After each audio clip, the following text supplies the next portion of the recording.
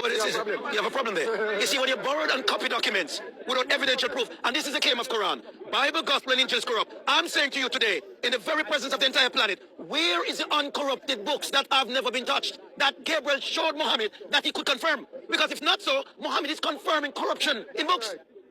He can't lead 1.2 billion people to documents that are corrupted. Because he said, if you're in any doubt, go back to the people of the books. All right. We are saying, what books? Let me explain something to you. You read Surah Miriam, right? Chapter 19 of the Quran. You ever read the Bible? I never really read it. Okay, let me just guide you to this. When you go home tonight, open up Luke chapter 1. I think you need to do that. Yes, Luke chapter 1 and Surah chapter 19 of Miriam. And you are going to find out that the Quran copy from the Bible and cause error. The Quran did that. You can't copy from the Bible. Yes, I'll tell you. Sorry, let me tell you why. Did Jesus die? Sorry, Jesus never died. Can I ask you a question? Why would a holy God watch Jesus being spat at? Let me finish. A thorn was upon his head, went before Pilate and Herod to be tried, mocked, flogged, beaten so badly. Yeah?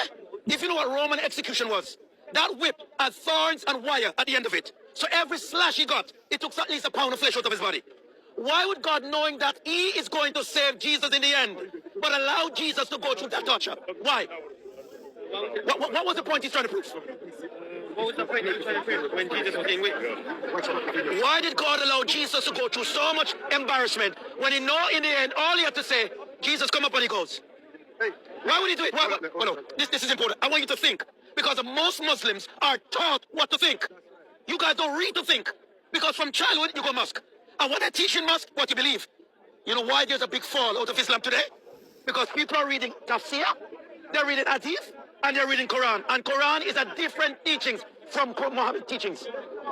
Why don't Different teachings. Okay. Let me ask you a question. You're a Muslim, right? I'm not a Muslim, but I can ask you this question. When he speaks, will you mind pointing the mic to... Okay. Oh, you want to go? Watch this.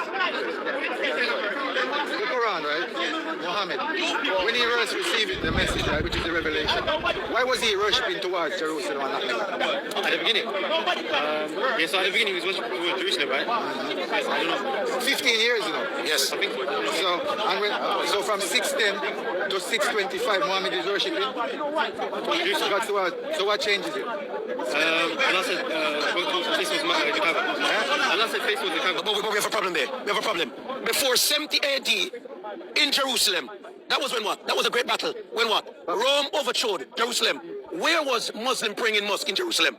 Yeah, who was the Muslims? Who was the Muslims in Jerusalem at the time? Yes. Before 70 AD and after 70 AD.